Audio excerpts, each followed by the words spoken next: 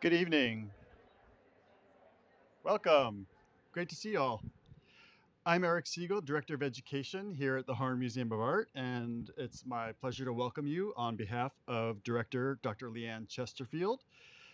This evening's lecture is part of the Harn Eminent Scholar Chair in Art History, HESCA, program, organized out of UF's School of Art and Art History. Established by a gift by Dr. David A. and Marianne Coffrin, the lecture series presents talks by outstanding art historians, art critics, museum professionals. HESCA has been an important vehicle for building the working relationship between the school and the museum. We're very happy for that.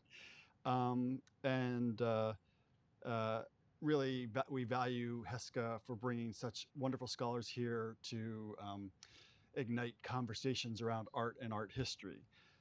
Tonight's speaker, Dr. Meredith Martin, will be introduced by my colleague in art history, Dr. Melissa Hyde, Professor of Art History and Associate Director of the UF School of Art and Art History. So please join me in welcoming Dr. Hyde.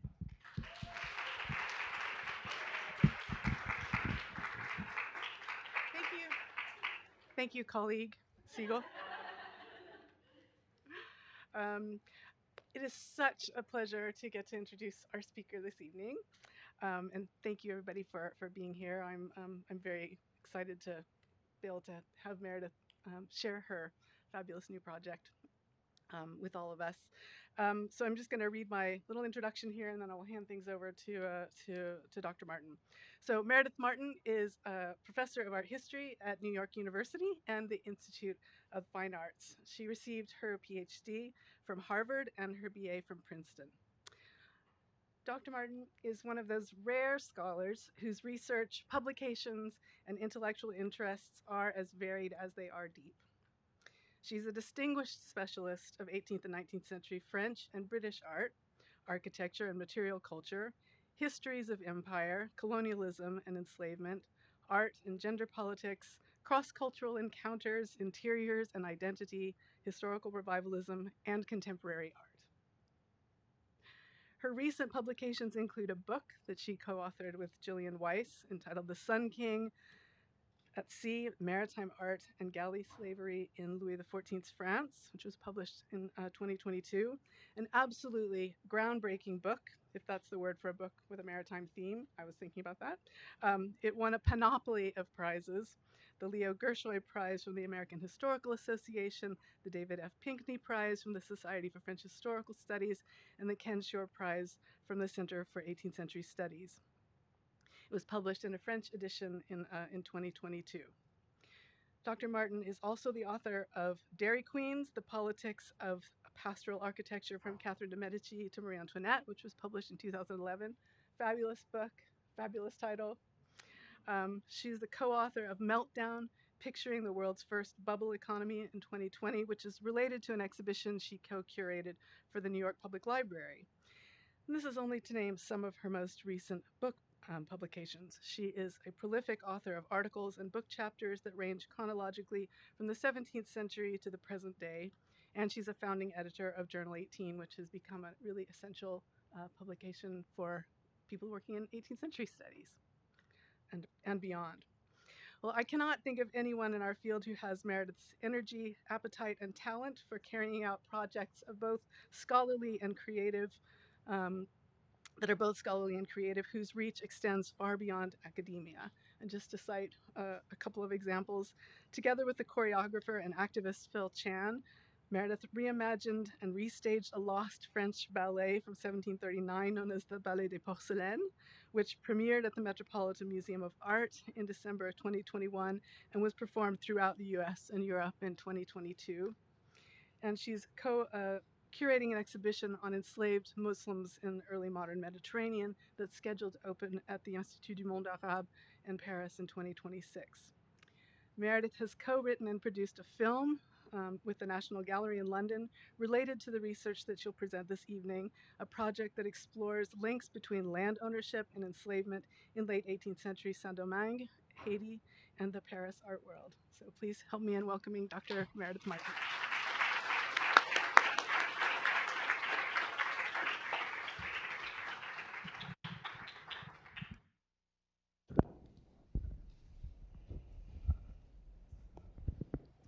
Can everyone hear me okay with this mic?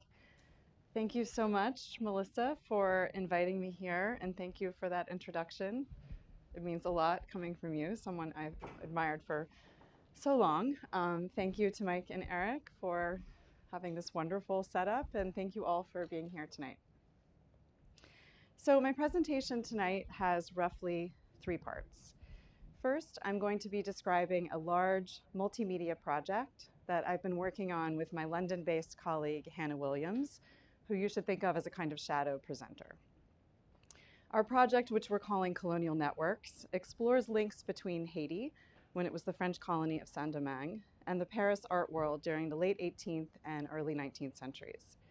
It's focused in part on tracing collections formed by Paris-based art world figures who were also plantation owners in Saint-Domingue, like the Comte de Vaudreuil, who you see on the left, and in part on exploring the visual and material culture of Saint-Domingue, and especially the enslaved and free artisans who played a vital role. So I'm going to describe the project in broad terms, and then consider some of the possibilities that it raises for unsettling standard histories of 18th century art.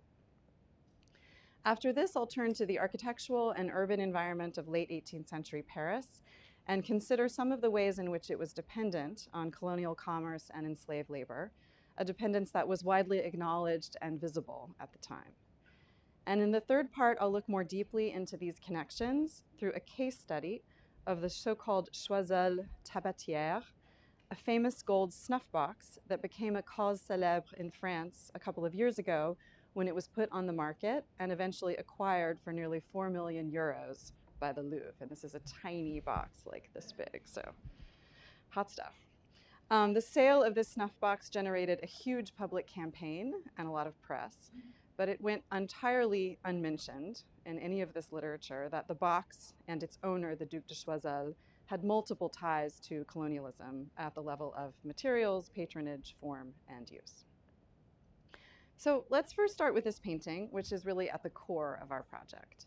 It's a life-size portrait of the Comte de Vaudreuil, who was one of the most famous art collectors of late 18th century Paris, a member of Marie Antoinette's inner circle, who had been born in Saint-Domingue. And it shows him when he was still a teenager. He was just 18 years old when he commissioned this ostentatious portrait, and he'd only just arrived in Paris. And in it, he points to a map of Saint-Domingue, both to indicate the source of his wealth, and as Hannah and I argue, to make a point that the French government should be paying attention to this part of the world for its own economic and political gain. And in fact, France did focus its attention on Saint-Domingue in the decades prior to the French and Haitian Revolutions. It became far and away the wealthiest colony in the world, producing nearly half of all of the sugar and coffee that was consumed in Europe through a brutal system of enslaved labor that fueled this wealth. Early on in our project, Hannah and I were trying to figure out the source of the map that Vaudreuil points to in this painting. And we've since found that map, but in the process, we ended up stumbling on a different map that was made a few decades later in 1786, after Vaudreuil had already established himself as a preeminent art collector. And that later map is the one that you see on the right. Made by the French cartographer René Philippot, who has many maps in University of Florida Library Special Collections. It's dedicated to Vaudreuil, and it's probably made out of a desire to curry favor with him, and that's how we found it, through doing a kind of keyword search, Vaudreuil map. You can see in the cartouche at the bottom left, actually, that green cartouche indicates that it was dedicated to the Comte de Vaudreuil. And it's a specific type of map called a cadastral map or a property map that lists the names of landowners in the area around the town of Cap Français, which is now Cap Haitien, where some of Saint-Domingue's oldest and most lucrative sugar plantations were located. And you can actually see Vaudreuil's own plantation. I'll show you a detail in a moment, but it's right here.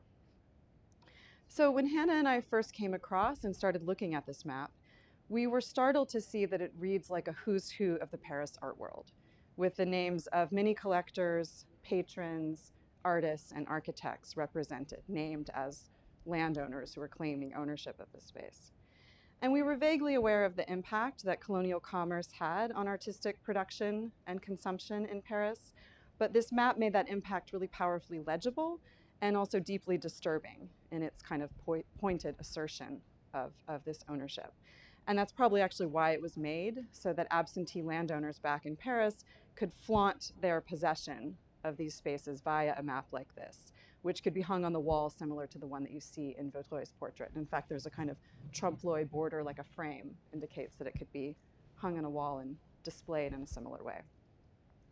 So let me just hone in on one small slice of this map to give you a sense of what I'm talking about. And I'm basically zooming in on just this tiny detail here. There's some like 240 names that are listed on this map. And if you just look at this small slice, you can see here this plantation belonging to the Comte de Vaudreuil, and then just a couple of other names that I'm going to mention, Vergennes and Choiseul. Remember, the same name as the snuff box guy. And these are just three names among many that we kind of immediately recognized, and some of which we've researched later on, that had very powerful art world connections. And first, just to dive a little bit deeper into these three names, there's first Vaudreuil himself, who was a huge collector of old master paintings, as well as works by modern French artists like Watteau, Boucher, and David, and who was also a major patron and possibly the lover of Elizabeth Vigée-Lebrun. And you see here a self-portrait of her that he owned. She herself was very deeply involved in this colonial network, and she probably painted more Saint-Domingue plantation owners than any other artist, while her husband served as their principal art dealer. As for the name Choiseul, generations of this family were deeply involved in colonial administration and in art collecting. And here's one painting made for the Duc de Choiseul when he was the French ambassador to Rome. He later served as France's foreign minister, and he directed colonial policy and the slave trade. This same painting was later owned by the artist Hubert Hubert, who likewise had strong professional and personal ties to Saint-Domingue. As for the Comte de Vergennes, he too served as France's foreign minister, and he was a big art patron. And actually, documents related to his plantation are also in the UF Special Collections Library. So there's a lot here if you want to yourselves research some of these connections. And so just with this small slice of the map, you can see an entire world, a kind of entire Paris art world network represented. And if we were to move just to the left of the territory that's represented on this map, we would see an indigo plantation that belonged to the French architect Charles de Vailly, probably one of the most famous French architects of the second half of the 18th century.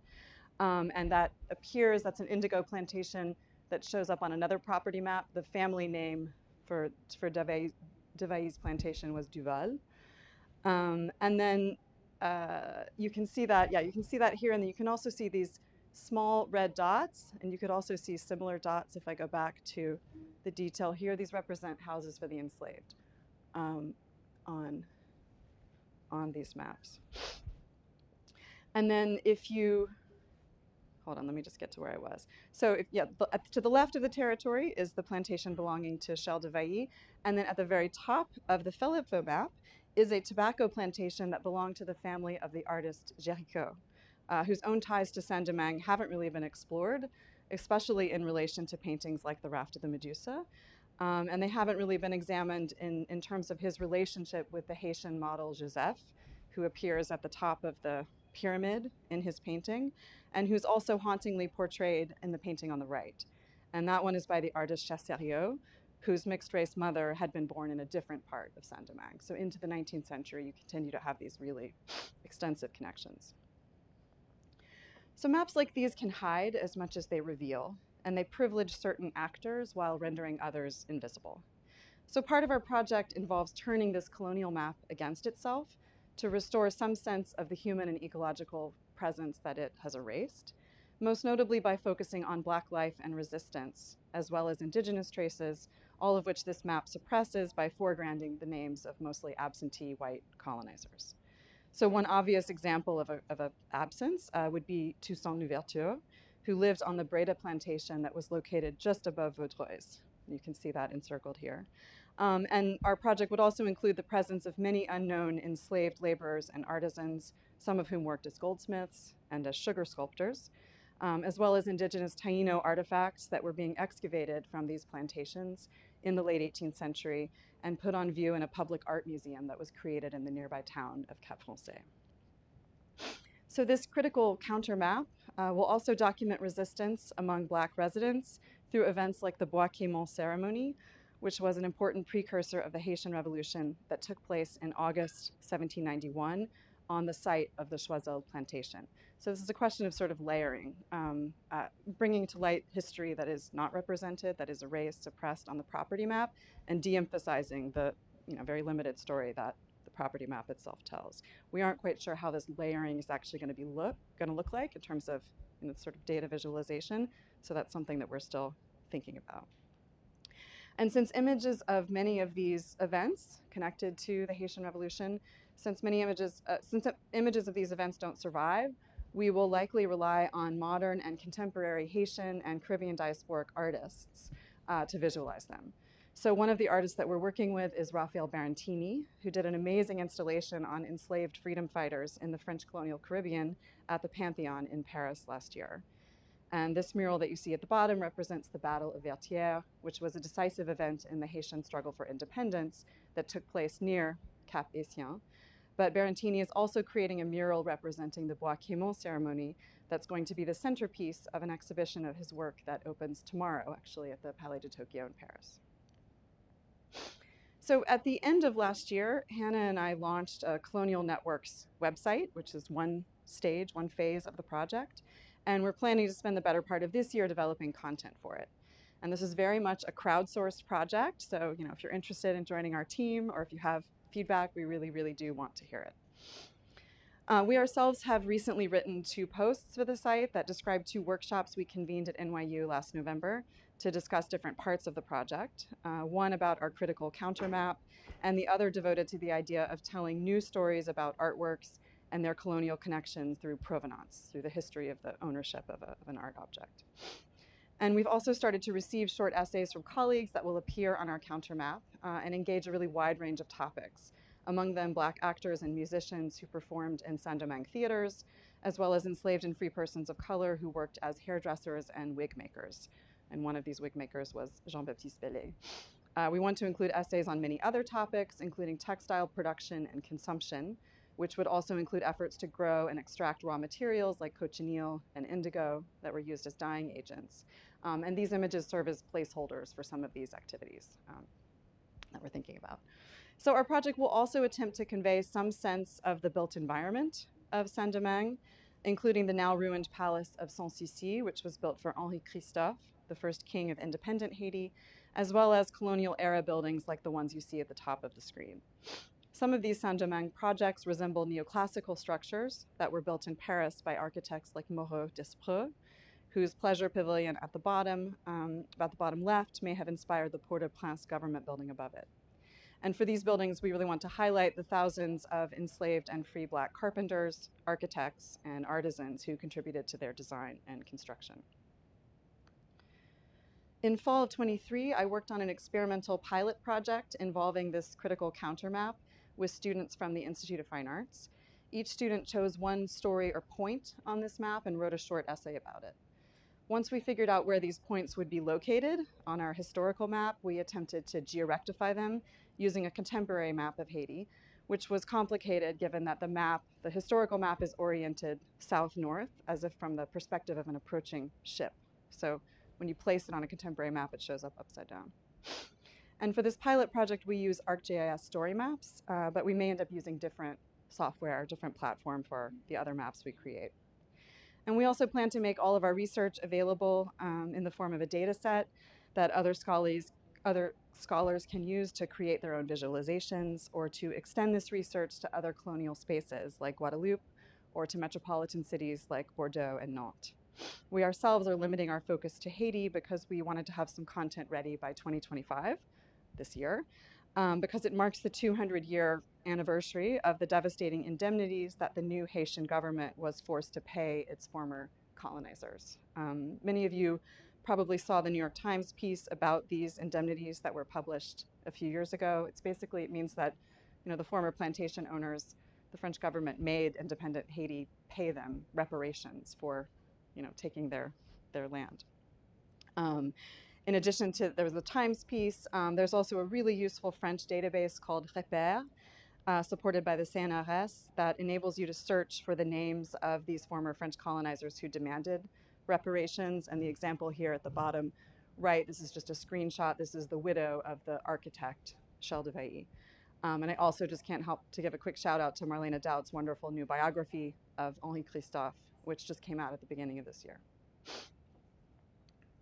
For our own project, one thing that Hannah and I have decided to do is to expand our purview to other property maps of Saint-Domingue, not just the one of Cap Français that I was showing you, and particularly to the areas around Port-au-Prince in the center and Les Quais in the south. And so what you're looking at here are two additional colonial property maps that show these spaces. The one on the left is also by Filippo, and there's a version of this in the Special Collections Library. And then at the top left, you can see a map of the entire colony, which indicates where these property maps are located vis-a-vis the whole space. And by adding these maps, we can include many more Paris art world figures whose wealth derived in part from plantation revenues, among them Jean-Joseph de Laborde, who was personally responsible for trafficking more than 10,000 enslaved Africans to the colony, and whose heirs received the single largest payout during the 1825 indemnity claims. And you can see his cluster of sugar plantations running down part of the map of Les Quais in this detail here. It corresponds to the area right around here. So Laborde and his son, Laborde Meredith, who had moved to Saint-Domingue in the early 1780s to oversee the buying and selling of enslaved laborers for his family's plantations, so they were not absentee landowners.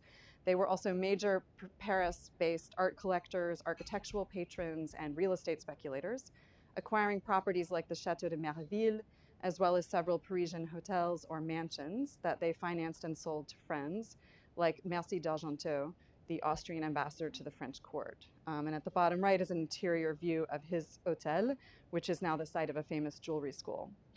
And interestingly, Laborde had also persuaded Merci d'Argenteau to speculate on a plantation adjacent to his in Saint-Domingue, which you can see right down here. There's a whole book to be written, a parallel story to be told about colonial and metropolitan real estate investments, but that's not the talk that I'm giving tonight. Including these other property maps also enables us to bring in other major art world figures, like the Duc de Chartres, later known as the Duc d'Orléans, who acquired a plantation in 1778 near Port-au-Prince. And this property was not far from another plantation that was owned and managed by his architect, Moreau d'Espreux, who also served as the official architect for the city of Paris, and who designed a neoclassical screen for the Palais Royal, which is the Orléans family residence, the same year as the acquisition of this plantation. So one of the most fascinating and also disturbing takeaways from our research is that these connections between colonial land ownership and art patronage in Paris weren't just financial. They were part of a deeper social network in which artists, clients, and dealers all benefited. The Duc d'Orléans, like Laborde and Vaudreuil, was also a huge art collector. And one aspect of our project, which I alluded to earlier, is to study the formation of these collections and also their later dispersal during the French and Haitian Revolutions. Many of these artworks ended up in major museums like the Met and the Louvre, and we've begun to partner with some of these institutions to tell this side of the story, which really hasn't been told in the French context. There is a lot of documentation around the legacies of British slave ownership, and this is well documented in museum collections in the UK. National Trust houses have a whole bit of programming about it, but this is not a widely known story in the French context. So we've been partnering with these institutions who want to bring this kind of content to talk about this side of the story with their collections. So I wanted to spend the next few minutes giving you a sense of what I mean about these kind of new possibilities for new types of storytelling, and I'll use Vaudreuil's collection as a case study. So here's just a few of the many artworks that Vaudreuil owned. His collection included a replica of David's Oath of the Horatii, as well as a religious scene that you see at the bottom left by Pietro da Cortona, which, when Vaudreuil sold it to Louis XVI during the mid-1780s, broke the record for the most expensive painting ever acquired at a public auction in France. So how can we use this collection and others like it to tell new stories about provenance and to unsettle standard histories of 18th century art? So let me suggest 4 possibilities using 3 works from Vaudreuil's collection and 1 from Laborde's. First, to return to this portrait by Drouet.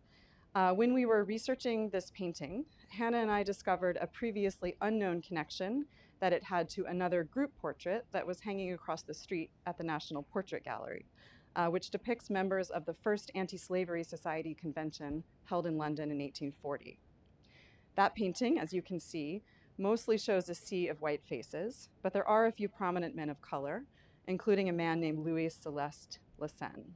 And as we realized in our research, he turns out to have been the mixed-race son of Vaudreuil's plantation overseer, a man named Louis Nicolas Lassen, and an enslaved woman on the plantation named Charlotte. So they had this connection that hadn't really been explored before.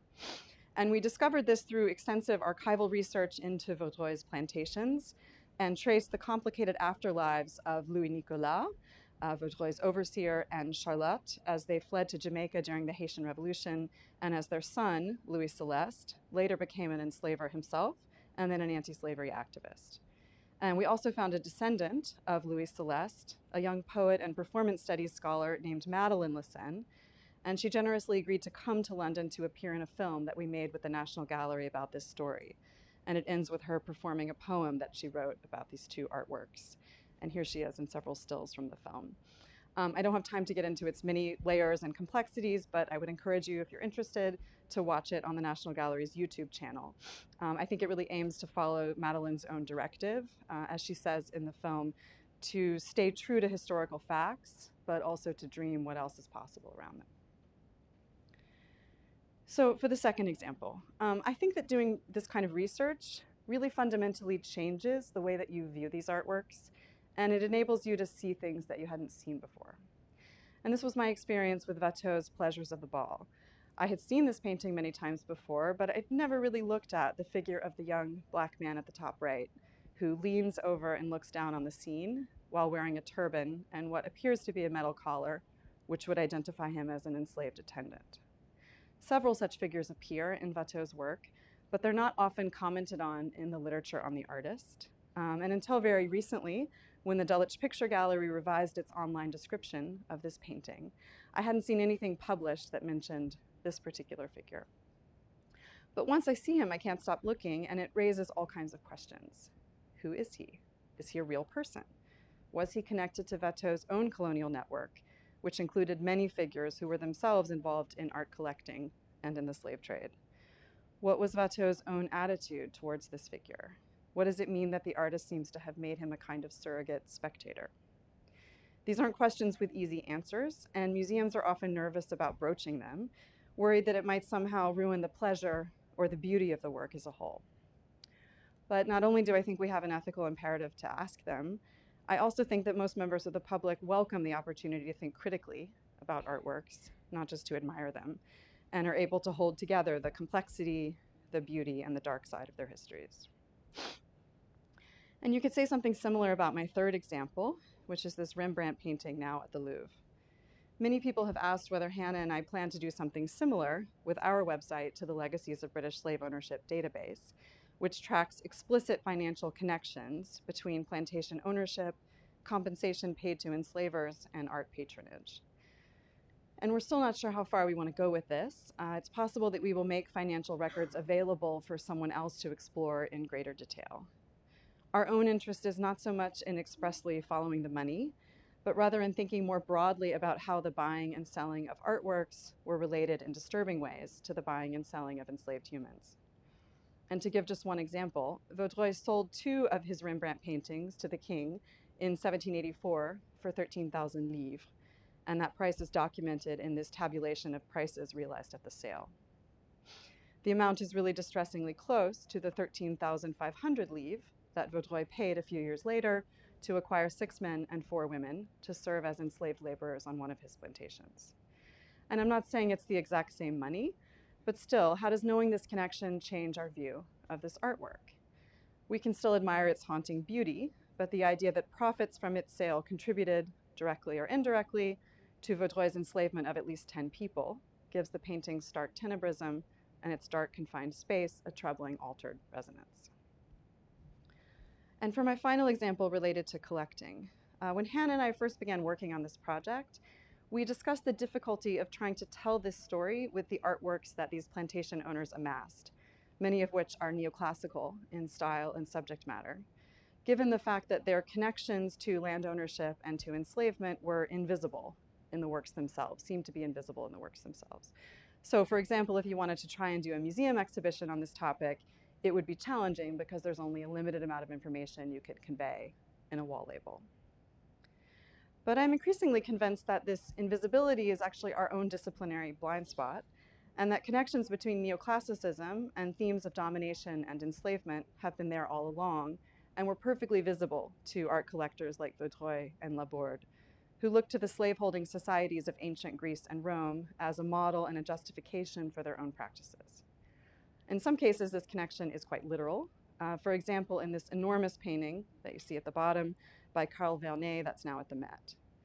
It depicts the triumph of Aemilius Paulus, a Roman consul who had conquered Macedonia and was returning to Rome with the spoils of war, including 150,000 enslaved captives. This painting was shown to great acclaim at the Paris Salon of 1789, and then again in 1791 when Laborde bought it. Vernet portrays the Roman consul and his retinue, including many captives, being paraded along the Via Sacra. The triumphal entry was a common form of Republican propaganda for Roman consuls, and it exemplified how fundamental enslavement was to the economy and identity of ancient Rome. 18th century art lovers schooled in the classics were well aware of this tradition, and as one critic noted at the time, Vernet really leaned into the theme of enslavement by including triumphal buildings and monuments that did not actually exist when this historical procession took place. And he also added a strategically modified version of the Arch of Titus, whose bas-relief sculptures foreground enslaved captives, and you can see them here. Slavery was a pervasive motif during the French Revolution, politically mobilized by white male citizens who were aiming to liberate themselves from their metaphorical enslavement by the French monarchy. But there's every reason to think that Vernet's painting conjured a different, literal form of colonial bondage for pro-slavery viewers like Laborde and his son, whose plantations were continuing to generate revenue and acquire enslaved laborers in 1791, and who very much wanted to maintain, not eradicate, this system. Laborde's son was part of the pro-slavery lobby who argued for this in the National Assembly, and he appears prominently with other pro-slavery supporters in David's study for the Oath of the Tennis Court, which was also from 1791. So whereas links between neoclassicism, constructions of race, and the valorization of whiteness have been well established by scholars like Nell Painter and Lewis Nelson, there's still a powerful narrative in art history that neoclassicism represents a rejection of Rococo aristocratic debauchery and a shift toward an Enlightenment vision of freedom and reform. And that shift is often thought to be embodied by David's Oath of the Horatii, which is seen as a harbinger of revolution, even though it started out as a royal commission, and even though Vaudreuil, who remained a staunch royalist throughout his life, would never have seen it as such. But when you start to anchor these artworks more firmly into their colonial contexts, not only do such false distinctions between Rococo and neoclassicism start to slip away, but you also begin to question the period eye or the lens through which they're viewed. And certainly this was hugely eye-opening for us working on this project, to realize that we weren't just revealing some kind of story that was hidden behind these paintings, or not visible, but that these connections were leading us to reevaluate some of our most basic assumptions about style, subject matter, and so on. So let me now move into the third part of my talk, which looks a bit more deeply at connections between the Paris art world and colonial exploitation, eventually using the Choiseul snuff box as a case study. Although it's fairly well known that the architectural aggrandizement of French port cities like Bordeaux and Nantes was funded by colonial wealth and profits from the slave trade, and there was a really important exhibition on this in Nantes a few years ago. It's less well known that this was the case in Paris too, particularly in the 3 decades leading up to the outbreak of the French and Haitian Revolutions. These connections were not hidden, but were highly visible, in part through the prevalence of colonial materials like indigo and cochineal, which were used to dye silk, damask, and other fabrics, and were likely employed for the pink and blue wall hangings on the Choiseul snuff box, as well as inlaid floors and furnishings that were made from mahogany and other exotic woods. And I'll come back to the Choiseul floors in just a moment. Another colonial patron we were studying, Nicolas de Montholon, built one of the most lavish Parisian mansions of the period and filled it with mahogany furnishings that he tried to source from his own Saint-Domingue plantation, according to a series of letters that he wrote to his plantation overseer, saying, cut down more trees, send them to me. He didn't understand the difficulty of doing this and kept demanding more of this wood to furnish his Parisian residents. So here is his plantation as it appears on that same Cap Français map that I showed you earlier, and then two images of his Parisian hotel by the architect Lequeux. We might see a haunting trace of the enslaved labor used to harvest this mahogany in Lequeux's design for a salon ornamented with caryatids, figures associated with slavery at least as early as Vitruvius.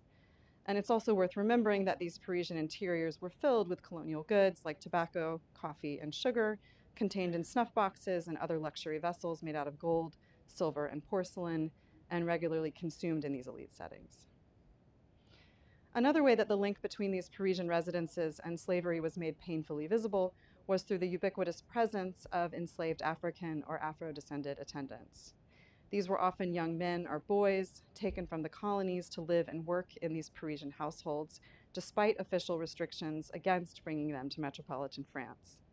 Colonizers could get around these restrictions either through high-level government connections or through claiming that they were training enslaved servants in a métier like wig making or sugar sculpting that they could then practice back in Saint-Domingue.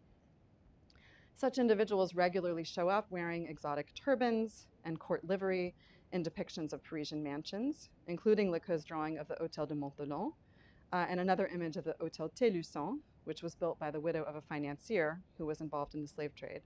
And you can also see them in portraits by the artist Carmontel, who depicted some of the young men forced to labor for the Orléans family at the Palais Royal. Several of these children were cruelly given classical names like Auguste, Scipio, and Narcisse, which reflects the names of the protagonists in the neoclassical paintings that their enslavers collected. It was in fact the Duc de Choiseul, in his capacity as French foreign minister and director of colonial policy, who in the early 1760s tried to definitively forbid the entry of all enslaved and free people of color into metropolitan France and to expel those who were currently living there. Part of his reasoning had to do with the disruptions to the slave trade during the 7 Years' War and to the perceived need for more enslaved laborers on colonial plantations. But in a missive that he sent out to all metropolitan and colonial administrators in 1763, he wrote of the need to, quote, put an end to the disorders that they, meaning the enslaved, have introduced in the kingdom by their communication with the whites, from which has resulted in a mixed blood that increases daily, end quote. Interestingly, Choiseul apparently made exceptions for his own family members, who are recorded in this period as owning several enslaved men of African descent in Paris. No images of these men survive, but among them were Jacques, Tripoli, Mercure, Honoré, Sertorius, and Hercules, who ended up suing the Duke's cousin, the famed ambassador and antiquarian Choiseul-Gouffier, for abuse.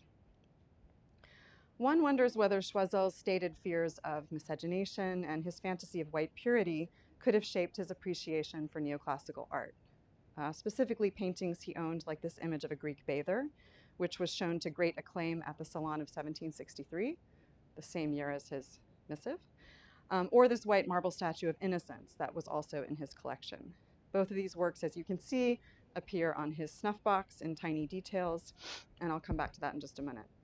But before I do, I want to make a broader point. I don't think it's a coincidence that neoclassicism, and more specifically images of virginal white female bodies, start to proliferate on the walls of the Paris Salon, the public art exhibition of the space of the French Academy, and in the homes of collectors during this decade, which also witnessed an explosive growth in colonial development, especially in Saint-Domingue, as well as the rise of racist rhetoric that was used to justify slavery. And I think it's important to think about the shift from Rococo to neoclassicism in the early 1760s against this broader colonial context or backdrop. The Duc de Choiseul was born into a family with very deep colonial ties. His grandfather had been the governor of Saint-Domingue, and several of his family members owned plantations there. Much of his fortune derived from his wife, Louise Honorine, whose own grandfather, Antoine Crozat, had been one of the richest men in France, who was heavily involved in colonial commerce and in the transatlantic slave trade. and at one point he owned a monopoly on trade in French colonial Louisiana. Louise inherited huge sums of money from her family, but also the lavish Parisian mansion known as the Hôtel de Choiseul, the same house that you see on the snuff box. It had belonged to her great uncle, who was one of the most celebrated art collectors of his day and a major patron of Watteau, and she inherited some of the old master paintings and furnishings that came with the hôtel. But she and her husband wasted no time in redecorating parts of this residence and in adding scores of artworks that the Duke was acquiring during the 1750s and 1760s. He ended up assembling one of the most important art collections of the period, of any period really, and was particularly partial to Dutch and Flemish works. By the time his snuff box was created around 1770, he owned no fewer than 8 Rembrandts, including The Philosopher in Contemplation, which was later bought by the Comte de Vaudreuil and then by Louis XVI. The creation of the Choiseul snuff box is an intriguing mystery. The rooms that appear on it were meticulously painted by Louis-Nicolas van Blarenberg, who specialized in miniatures and had been appointed chief battle painter for the war ministry by Choiseul. The Duke hired him to make other snuff boxes, but apparently not this one, which might have been commissioned either by his wife or by his sister, the Duchesse de Gramont, who appears in a portrait on one side of this box. 3 of the rooms, the pink, blue, and green ones that you see at the top, represent the Hôtel de Choiseul, whereas the others show his rooms at Versailles, as well as the Grande Galerie at the Louvre, where he is seen consulting maps of the French Empire in his capacity as foreign minister. Given that he had a fallout with the king and was removed from office and exiled to his country estate in 1770, it's possible that this box was meant to evoke nostalgia for the glorious life that he'd lived over the past 2 decades, a kind of spectacular consolation prize. And it would also have evoked nostalgia for his incredible art collection, most of which he'd had to sell off in 1772. The box itself, however, remained with the family until it ended up in England and was eventually acquired by the Rothschild family. They owned it for well over a century before deciding to sell it in 2022, generating the PR campaign that I mentioned earlier to buy this national treasure for the Louvre. The campaign included significant tax breaks for corporate donors, as well as a crowdfunding initiative aimed at all French citizens who were asked to donate any amount they could to ensure that this monument of the 18th century remained in France. Ultimately, the initiative was successful. It raised 1.2 million euros to contribute to the total 3.9 million purchase price. And a large scholarly book, which you see on the left, was produced to celebrate this achievement. And in the preface of this book, the director of the Louvre praises the text for giving readers, quote, all the keys you still need to unlock the secrets of this highly prized tabatière. So you might be surprised to find that in this book and in all of the media generated around this campaign, there's no mention whatsoever of this box's deep and unsettling colonial connections. No discussion, first of all, of tobacco, or snuff, a product that was first used by indigenous Americans before it was taken over by Europeans, who made it into a truly global commodity and a major impetus for colonial expansion and enslavement. The Choiseul box may have been too precious to have actually been used for snuff, but it was part of an entire material culture of luxury tobacco products that emerged in the 18th century, and it had specific ties to the family, given that Antoine Crozat controlled part of the royal tobacco monopoly, and it was grown and harvested on plantations owned by several Choiseul family members. One of the Duc de Choiseul's cronies, the Abbé Barthélemy, is depicted holding a snuff box on the tabatière, and you can see him dressed in black here. He was a celebrated antiquarian, and he wrote a best-selling fictional account of ancient Greece that is quite indulgent in its description of slavery and had a strong impact on Thomas Jefferson, among many others. Another colonial connection that goes unmentioned is gold. Gold, or the quest for the mythical El Dorado, had also been a huge early driver of colonial expansion in the Americas. And it was the main reason why Antoine Crozat had invested in French colonial Louisiana, although his dreams of finding gold were ultimately dashed. And on the left, you actually see a Dutch satirical print that pokes fun at this French fantasy of finding El Dorado or finding gold in Louisiana, in the Mississippi Valley, and also imagining that all of the indigenous inhabitants of this region were noble savages who were very happy to welcome the French and to share this wealth. And you can see at the back of this print, there's an inscription that it says in Dutch, "Dream of gold mines." In the 18th century, gold was mined primarily by enslaved African and Amerindian laborers in Portuguese Brazil, but the French still held out hopes of finding El Dorado, which also makes a prominent appearance in Voltaire's best-selling novel Candide, published in 1759. Voltaire describes this mythical gold city as a pure utopia, filled with children dressed in gold brocade, who play with large chunks of gold and precious gemstones as large as those in the Mughal emperor's throne. Like several early explorers, including Sir Walter Raleigh, Voltaire conflates the land of El Dorado with Guyana, a territory in South America adjacent to Brazil that was colonized by France, Britain, and the Netherlands. So it was part of France's colonial possessions in the Americas. And Guyana was actually France's earliest colonial settlement in this region, although it had never been very successful, despite efforts by Louis XIV and other monarchs to develop it. In the early 1760s, Voltaire's close friend, the Duc de Choiseul, decided to devote renewed attention to expanding the colony. This was at the end of, near the end of the 7 Years' War, when it was clear that France was going to lose Canada, along with other important colonial possessions, to the British. And Choiseul surmised that Guyana could offset these losses in several ways. First, it could be used to grow crops that could feed the inhabitants of Saint-Domingue and other Caribbean colonies, so you wouldn't have to bring them from the metropole. But it could also house a military force that could prevent the British from conquering additional French territories. And this is why Choiseul decided that the new colonists to Guyana needed to be white Europeans, because in his view, they would make better soldiers. Choiseul's Guyana campaign was the largest effort of its kind, the largest colonization effort during the entire Ancien regime. Ultimately, around 15,000 Europeans. It doesn't sound like much, but that's roughly equivalent to the population of New York City in this period. So around 15,000 Europeans, most of them inhabitants of German-speaking states whose territories had been devastated by the war, were shipped off to Guyana between 1763 and 1765, which was also the period that coincided with the height of Choiseul's art buying. And just to give you a sense of sheer numbers, by the end of the 18th century, New York City's population was only 20,000, and 15,000 was also the same number of people who immigrated to Canada over the entire 18th century. And this campaign took only 2 years.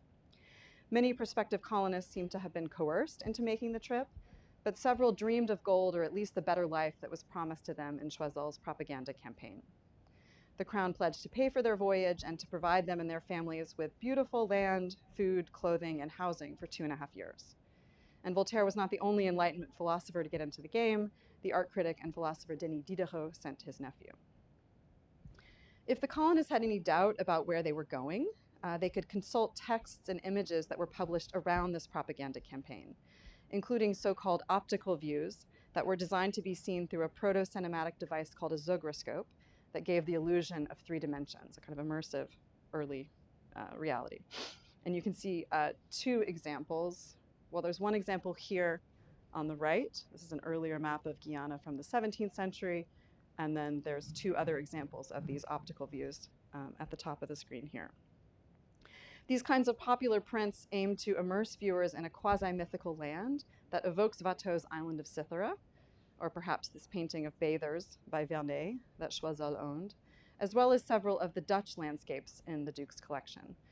And what I'm basically saying is that this actually looks nothing like the landscape of Guyana. It looks like the Dutch landscapes that Choiseul collected, perhaps partly because of, this was also a Dutch colonial settlement, and there was some kind of conflations or connections there, but I think also because the sort of colonial imaginary is being created through artworks that then get attached to these spaces as a kind of fantasy promotional view. And this is just one example of the type of landscapes that the Duc de Choiseul was buying at the time that these propaganda images were being created. And as I said, Guyana was notoriously hot, swampy, insect-ridden, very difficult to settle, resisted the kind of extraction that colonizers were attempting. Did not look like the scenes that you see above. Some of these promotional images were also accompanied by texts, treatises, like La Maison Rustique, which was written by a Guyana colonist who was trying to curry favor with Choiseul. And its accompanying plates, like the view at the top of a prospective Guyana plantation, gave the impression that new settlers would be able to create vast estates that resembled ancient villas described by Pliny and others. In one account compiled by the geographer Nicolas Bellin and dedicated to Choiseul, confirmed that Guyana was an Edenic, fertile territory filled with welcoming native inhabitants, as well as prodigious flora and fauna and very little disease. It would be quite easy, Belin suggested, for settlers to make their fortunes by cultivating tobacco, sugar, coffee, cotton, and indigo, while others suggested it would be good for growing cochineal. Belin added that many valuable tropical hardwoods grew in Guyana, particularly mahogany and rosewood, which were prized for furnishings. And it's fascinating that all of these raw materials, blue indigo, pink cochineal, are represented in the objects on the Choiseul snuff box, especially its unusual parquet floors, which were made of rosewood that almost certainly came from Guyana. These floors were so rare and precious that when they were sold by Choiseul's cousin in 1786, they had their own separate section in the sale catalog. And they may have been linked to samples of rosewood that this same cousin, who served as Navy minister, brought back from Guyana. And it's interesting to me that their circular radiating design somewhat resembles the compass roses that appeared on maps from the period, including this one of a map of Guyana, almost as if the room itself, imagining visitors kind of walking across these maps, claiming a kind of ownership, domination over the whole world, as if the room serves as a kind of advertisement for colonial exploration and domination, as well as the splendors that one could accrue. Choiseul's Guyana campaign was an unmitigated humanitarian disaster. Despite its promises, the Crown was utterly unprepared to support the massive influx of colonists and had characteristically privileged style over substance. For instance, they sent troops of circus performers to entertain the new settlers, but not enough food. And they imported 14 bespoke water buffalo from Italy instead of figuring out what was actually needed to facilitate agricultural development. Choiseul himself seemed more concerned with securing the best tracts of land for himself and his family with hunting, naming, fishing rights, than with ensuring that there was sufficient housing for anyone else. The vast majority of settlers, some 12,000 people, 12,000 out of 15,000, ended up dying, most of them of disease, probably typhoid fever, but also of starvation and despair. In April 1765, the colonial governor abandoned the operation with only about 900 survivors. And a month later, Voltaire wrote of how he would, quote, be taken for a romancer if the colony does not succeed, because in the end, it is the land of Candide. And in his own letters to Voltaire, Choiseul admitted that Guyana was a fantasy, but he later defended his scheme by saying that he'd sent all of his most excellent people, and he didn't understand what went wrong. And in the end, he blamed everyone but himself. One administrator was imprisoned, but the others suffered no consequences, and some even failed upwards into even more prestigious posts. Many of the official documents were burned or destroyed, which is one reason why this isn't quite as well known given the scope of this disaster. And I can't help thinking that these burned letters sealed with red wax in the fireplace of one of the rooms on the Choiseul snuff box evokes this cover-up. Choiseul himself very quickly brushed off the scandal and returned to imperial plotting and to buying art for these rooms. And in 1767, 2 years after the scandal was exposed, he managed to acquire these two paintings from the sale of another extraordinary art collector, Jean de Julien, later reselling them for unheard of sums to Louis XVI and to Catherine the Great. And they remind me of different aspects of his Guyana campaign, those bespoke water buffaloes, and they suggest how art can engender a colonial imaginary with really devastating results. So to conclude, in the recent literature on this snuff box, Choiseul's colonial connections are never discussed, not mentioned, and he himself is presented as a kind of national hero, a great patron of the arts, and at worst, a court schemer and a gossip who stirred up a lot of drama among royal women like Marie Antoinette and the Duchesse de Berry.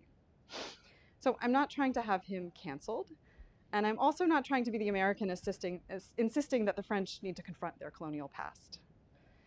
And in fact, it was President Macron who gave a speech on this very subject in June 2020, shortly after the murder of George Floyd, when in the context of a debate around the vandalization of statues, including this one of Voltaire, he said that the Republic would not remove, that France would not remove any monument. And as you remember, and as you can see in the subtitle, this Choiseul snuff box is described as a monument of the 18th century. So Macron said, we will absolutely not remove any statues, any monuments. And he said instead, quote, we must take a clear-sighted look at all our history, all our memories, our relationship with Africa in particular, in order to build a present and a possible future, with a desire for truth and in no way to revisit or deny what we are. So in the case of this tiny 18th century monument, I would say it's time to take a clearer and a closer look. Thank you.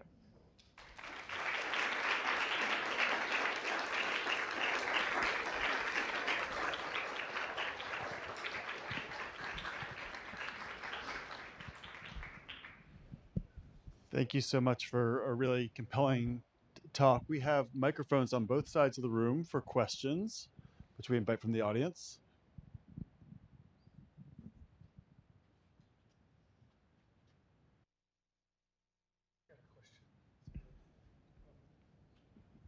Professor, you showed the map and the ownership of various individuals. Could you make more clear, were they living there in Saint-Domingue, or were they all in Paris, or what was the back and forth, if any? Thank you. Thank you for that question. Most of them were not living there. Some of them never went there. I don't think the cartographer who made this map ever went there. Some of them were purely speculating on an investment, but some of them would go there periodically to check on their investments, like Laborde's son, who went there for about 3 years. And then the Comte de Vaudreuil lived there the first 18 years of his life. So he was somewhat unusual relative to the other art collectors that we've been studying, in the sense that he was born and raised there.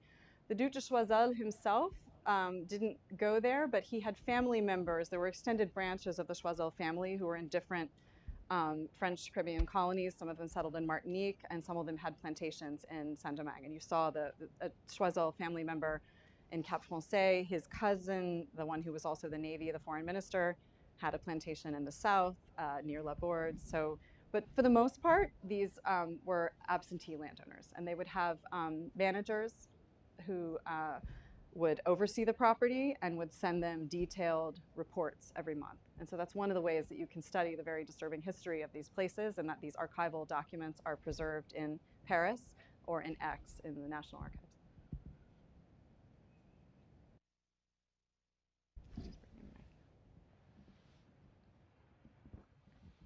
Thank you very much for your talk.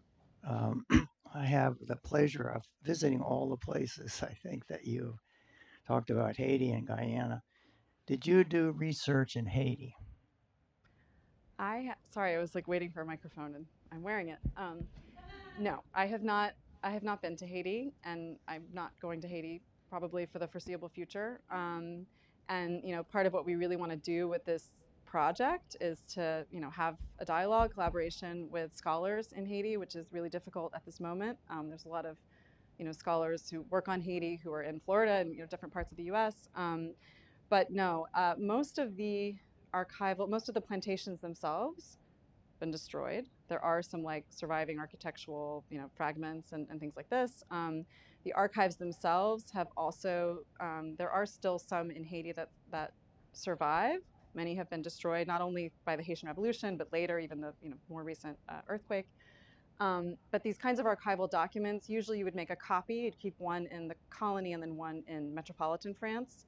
So nearly all of the archival documentation that we would use to research these plantations are in France. But still, at some point, I hope it would be possible to go there. Thank you for asking. And I haven't been to Guyana, but I would like to go there too. I mean, Guyana is the site of the French space program, which is kind of the last frontier of colonialism, I guess you could say. But they have a really vibrant art scene. I just saw actually an exhibition of a contemporary artist who's from British Guiana in the Tampa Art Museum. And so, yeah, I hope at some point to go there too.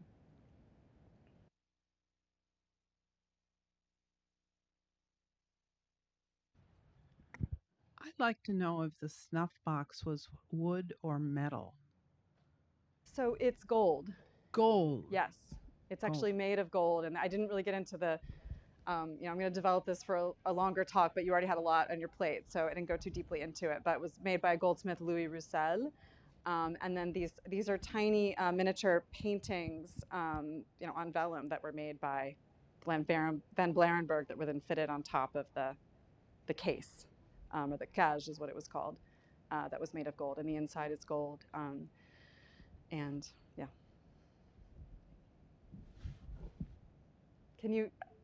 There's someone in the but also someone here. Okay.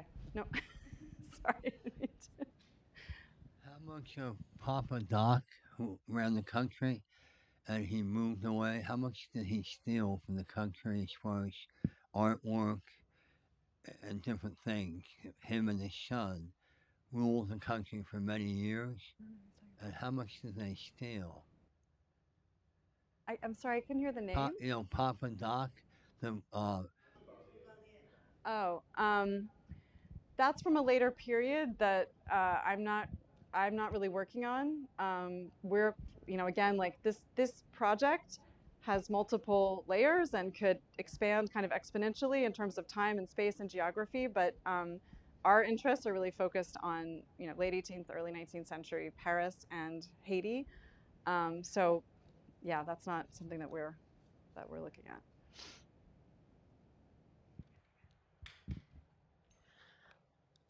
Hi, I'm Cassie. I am a graduate student here in the School of Art and Art History. What was the role of wealthy women, like wealthy French women who had connections to some of these plantations? Because I remember seeing on a map this morning, like women's names on the land plots.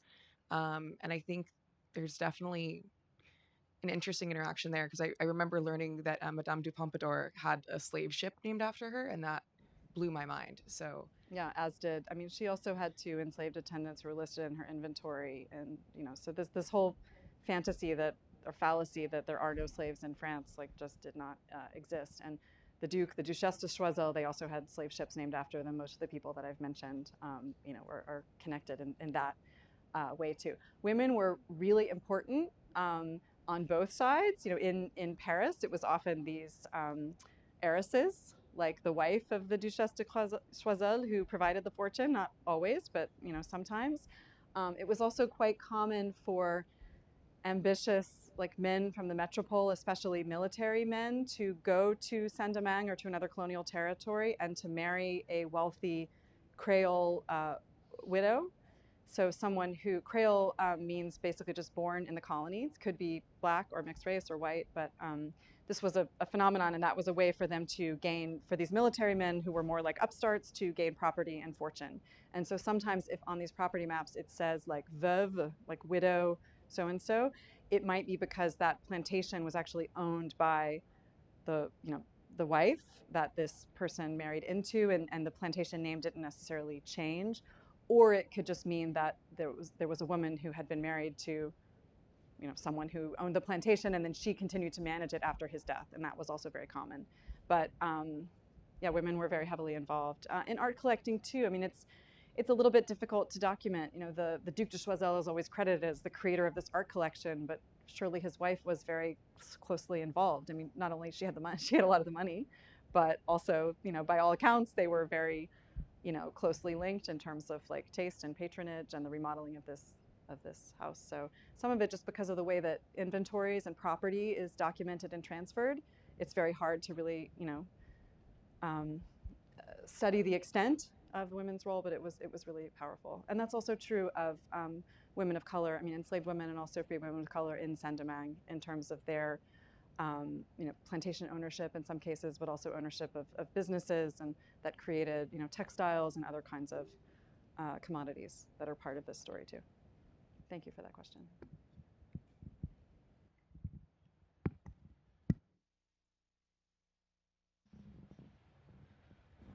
I'm really interested in the use of mirrors and deep perspective in some of the images you showed. Yeah, especially in the miniatures, but elsewhere. Get back to the scene of. And I was wondering if you could talk about that a little bit. Yeah, I mean, you mean in terms of a kind of illusionistic smoke and mirrors type effect? I think that's a really interesting observation. And I have a colleague and a friend whose name is Jason Ewan, who's an architectural historian, teaches at Toronto.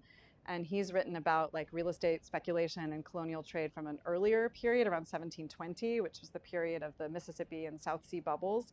And he looks a lot at the development of Paris, the interior furnishings of Parisian mansions that are connected to this history, and he talks a lot about mirrors as a kind of both for, there's a lot of ways in which you can think about it. You think about, first of all, mirrors are expensive, so they're a statement of wealth.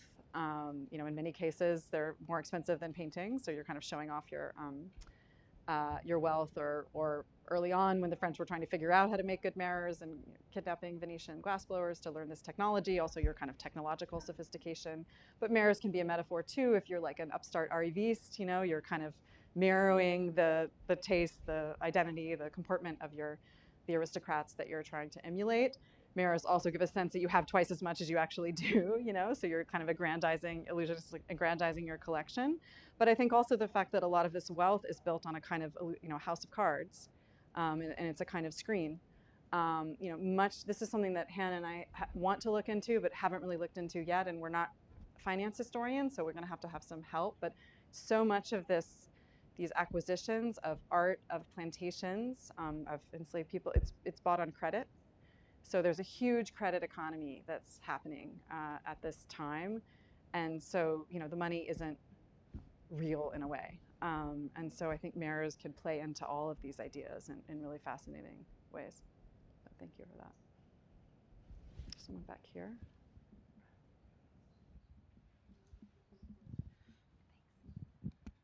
Hi, thanks for your talk.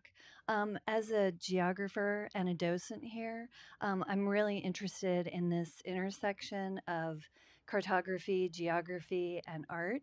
And I'm wondering if you can say a little bit more about the counter mapping that you had students do. It seemed like it was kind of a response, a dialogue going on between the history and the artwork and the place. Yes, no, thank you for that question. So when I had students work on this project, I was thinking about it sort of, as a kind of digital mapping exercise, and I gave them a list of, maybe 30 possible points that they could write about.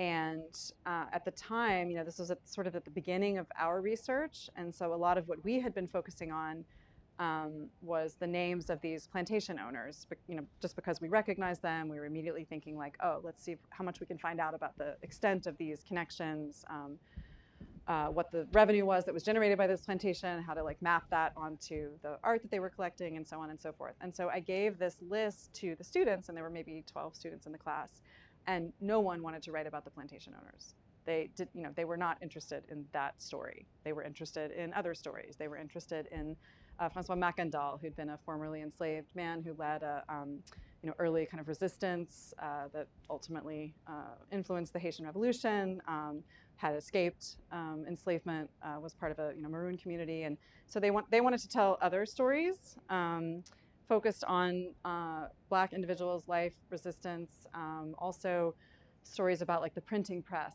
in Saint-Domingue, and the creation of new colonial newspapers like the Affiche Américaine, or the production of things like cochineal, dyestuffs. And so it kind of, I didn't necessarily think that this project would be, this kind of telling of alternative histories that aren't visible on the map itself, but it was that. And so, I learned, as probably all of you who are teachers do, like you learn a lot from your students. And I was thinking, it's not that we didn't have this idea of doing a counter map, but it was just really interesting to see that like kind of by default, that's what they decided to focus on. And so in our own, and then I can tell you afterwards like details of what we did in terms of like latitude and longitude and georectifying and all of this, and I had some help in that regard. But we want to do something similar, but to make it more visually, like this is an ArcGIS. You can go to the site. I can send you our colonialnetworks.org is our website, and there's a whole section devoted to this student project, this ArcGIS story map. And you kind of click on the point, and then on the left, it's a very typical ArcGIS setup. You see the title, one image that represents the entry, and then the short essay itself. What we ultimately want to create is something that's a little bit more visually kind of striking, maybe a little unsettling, arresting, that has these kind of layers of activity over time across different spaces that kind of disrupts this fantasy of this kind of very orderly space, claimed by these absentee landowners. And again, like if people have seen things that they find really compelling that are similar to that idea, I would really love to know.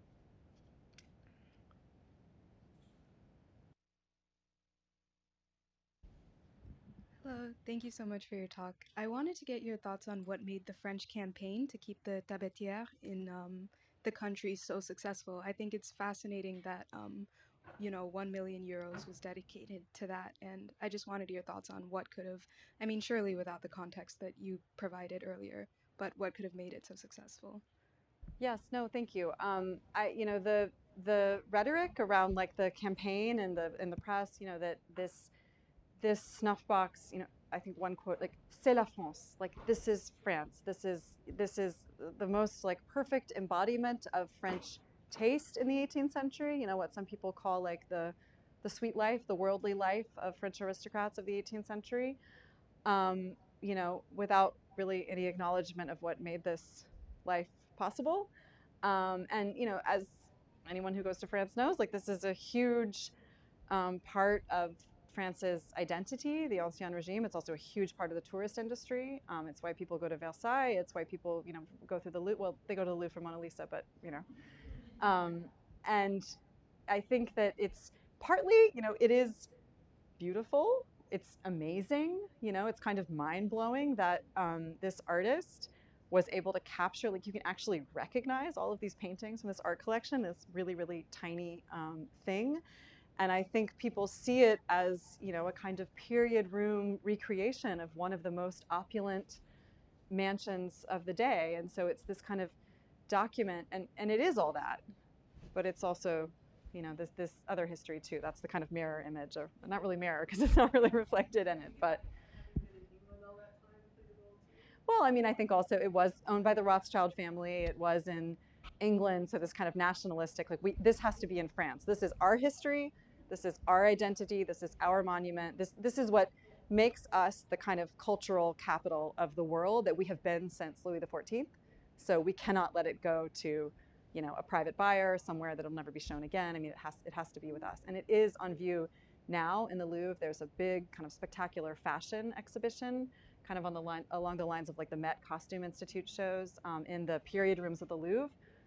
People who go to the Louvre and make a beeline for the Mona Lisa may not know there's all these huge period rooms and there are these decorative art objects, and they've put like couture gowns in these spaces, and the Choiseul snuff boxes, in that space. So it's kind of telling that story, right? Would it be possible to kind of tell a tell a decolonial story of the Choiseul snuff box and have it in a different kind of installation, a different kind of frame? I would hope so at one point, but that's not the story it's telling now. Meredith, thank you so much for your talk and for taking our questions. I'm going to invite this conversation to continue out in the lobby. We have a reception for the talk, and you can chat together and a few more questions, I'm sure. Please join me in thanking Dr. Martin once again. Thank you.